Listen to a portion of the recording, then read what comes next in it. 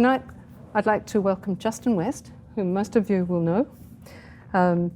He owns Secret City and is based in Montreal. I asked him to join us to talk about his business model and share the lessons he's learned taking his business digital in particular. So, Justin, how did Secret City start? How did it start? Well, hello, everybody. Hi, Justin. I'll make that part quick. So, my father's been in the business for many years. I think some of you probably know him, so I worked for him from a very early age. Learned the business from him. Learned about A&R. Learned about artist relations. All that. Learned about passion for what you do. All those important things about business. And I was working for him at the time for his label, Just in Time Records. And an old friend from high school, his name is Patrick Watson, was trying to find a record deal, and my dad wanted to go check him out. And I'd known Patrick for years because, again, we went to high school together. And we went to the show. My dad freaked out, loved the show, tried to sign him. Patrick didn't want to be on a jazz label, so we're sitting in this meeting, and Patrick's like, "I want to do the deal. You know, no one wants to sign me. I want to do the deal, but I don't want to be on a jazz label." My dad said, "Great, Justin will start a label." So that's how the label started. It was not my choice. Uh-huh. Yeah. So that's an interesting start, because you've developed an integrated music company and it incorporates a label and a publishing division, but you're not offering management. No. What is the ethos behind your company, given that you didn't want to start it in the first place? I think it's just, for me, it's so, and probably like most people, like your business is kind of intertwined with your life. And so, yes, it wasn't like a master plan, I'm going to start this and get here and do this, but we very much kind of followed the path along the way. And that first record we put out did really well. There was, I can't say there was really no master plan. There's an ethos, of course, like we treat everybody well. We've always wanted to be ahead of the curve, cutting edge, do what we wanted to do, be independent. Those were all very important things. So I think that's been instilled in me since I was a child, because my father's been in independent record labels since the early 80s. I think that's, in terms of ethos, maybe that's probably the core of it, was to always, just because everyone's doing it this way doesn't mean you have to do it that way. You can do whatever you want. And a lot of the decisions we've made over the years weren't necessarily decisions that were perfectly financially reasonable, or maybe didn't know exactly why we were doing them, but it was because that's what we wanted to do. And I think that's at the essence quite a core value of ours. So you've stayed in Montreal, but you haven't stayed within the province. You've always had a global footprint. How did you go about that, and why did you choose to do that? I don't want to harp on my father too much, but he's always, he took me from a very young age to Midem, for example, which I'm sure some people know. And so I've always kind of saw a different side of the business in that way, the import-export business as it was in the late 80s and 90s. And that had a big impact on me. I used to follow, in my teens, I used to follow record labels, Warp Records, Ninja Tune, K7, you can go through the list, right? I used to follow these labels. Every CD I picked up, I'd look on the back, who is it? Who's putting that record out? It was really intriguing to me that the communities, the brands, that these were all created around the world. And I just always wanted to be part of it. And again, it's maybe as a guiding value that definitely instilled in us in a certain respect. Like a lot of decisions we've made, like we're members of a lot of different trade associations around the world. We try and be part of all these little communities around the world. And to me, it's what this business is all about. Probably every business, every industry is similar in its own way, but that's a very important thing for us. So that global side of it, we've never looked at our home market as really as there's never been a barrier to the outside to us. We've always wanted just to be part of the independent community around the world. And we follow that path wherever it takes us, pretty much. So with your home market, which is Francophone, do you have a particular strategy on how you release music there, as opposed to how you might approach it in an Anglophone market? I mean, yes, because I think every market's different, right? So every market has different different lanes that you take. Every market has things impact the market differently. There are different nuances in how you to succeed in every different market. But so yes, to answer your question, you do approach every market differently. But I'm not sure we've necessarily thought about it that way, you know, and like really siloing it out. For us, the company, and really it's just because this is how it's been built. I'm sure it can and will change over time, but for us, the company has always been about community. So we have 15 artists on the roster. It's a very, very small roster. 13 of those live like probably within a mile of our office. Do you know, it's like it's very tightly knit community. And our kind of vision is to be the bridge between that community and the rest of the world. And so I'm not sure we've always thought about it as like, how are we going to market this here versus here versus here? We've kind of built an infrastructure over time with a lot of different players in different places that either on retainer or whatever, and just different distribution deals, different relationships, and it all kind of over time kind of meshes into this wonderful ecosystem that kind of works. I don't know if that makes any sense. So is that inversion a response to the transition you made to being a totally digital independent? Which came first? Which came first? Was it the market forces, or was it your intent? They were kind of. It was kind of at the same time, to be honest. And I don't know which one pushed which. They probably both reinforced each other. I'm not sure. Maybe I'll just, for everybody, so everybody knows, one decision we made 5 years ago, which I think had a big impact on and has and continues to have a big impact on our business. Some negative impacts as well. But we control our own digital globally. So we do not have a distributor. We slowly flipped that switch on a global basis and finished that transition about 2 years ago. So we started in the Asian territories, and we didn't have much distribution infrastructure there anyway, so it was pretty easy. Flip the switch on. We're direct with all the digital service providers all in the Asian markets.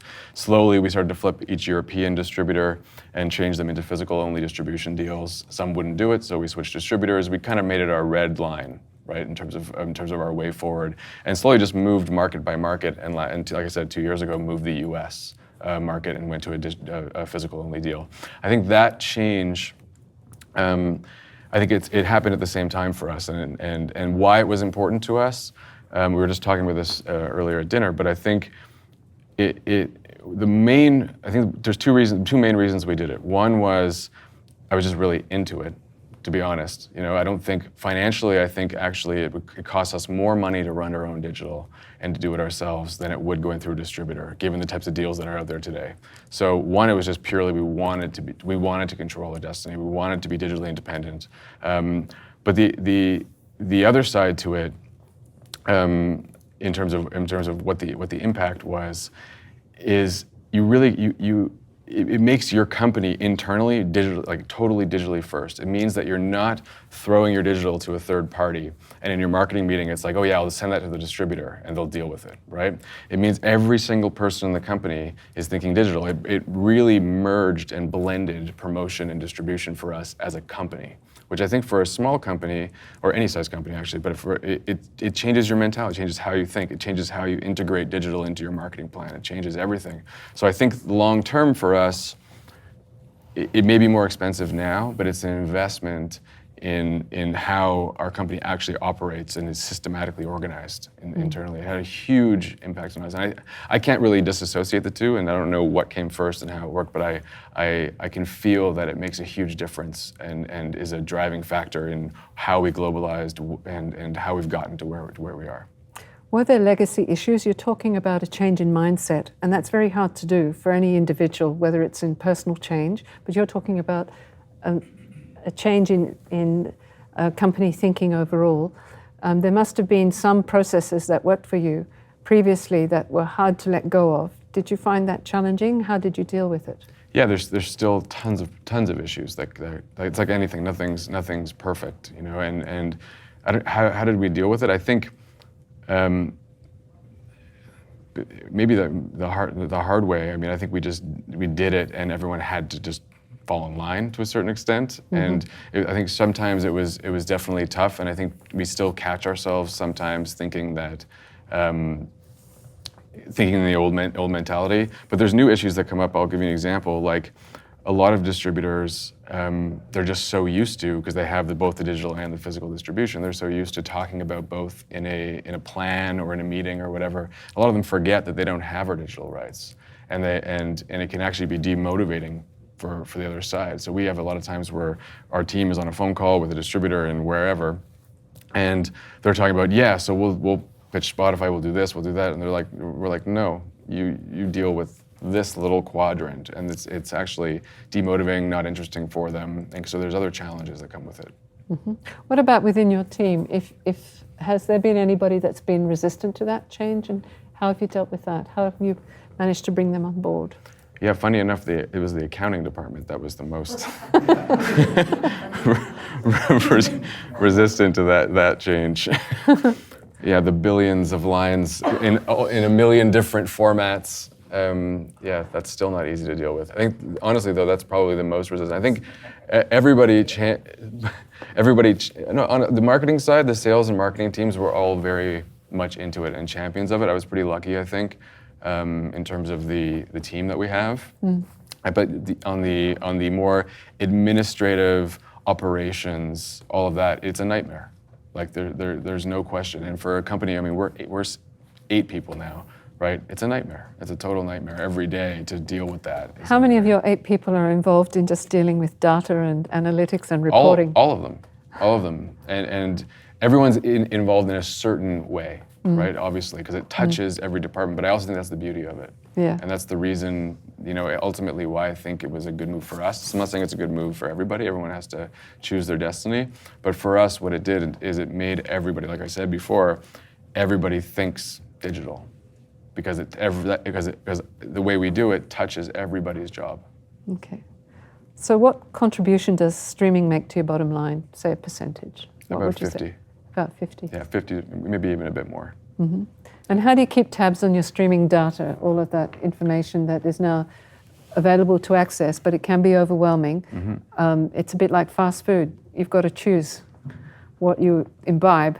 How do you do that? So the interesting thing I think about the market is there's so many different segments that are appearing everywhere. So you have the equivalent of like, I'll use an example, but like a Montreal warehousing manufacturing facility, RSB, does physical, right?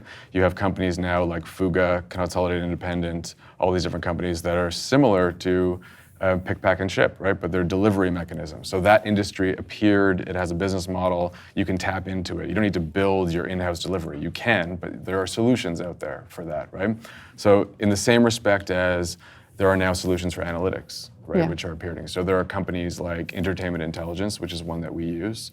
And so what you do in that situation is you basically license the service, and then you have all your deals with Spotify, Apple, Amazon, Google, whatever, Deezer, keep going down the list, and you build API connections into each one, and then funnel all that into Entertainment Intelligence, a software that you're licensing, and they're updating and building out their systems every day with new updates, new whatever. So you don't have to have an in-house tech team or anything like that building your analytics or anything.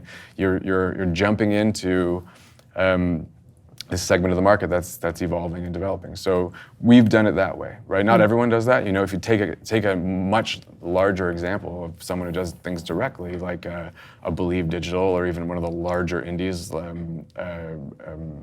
any of the larger indies that are out there, a lot of them build in-house analytics, right? We're not even close to a scale to be able to do that. I think it would be a huge mistake if we tried to undertake to do that. But there are lots of great solutions out there, third-party solutions that are cheap and provide at what we need, at a base level what we need.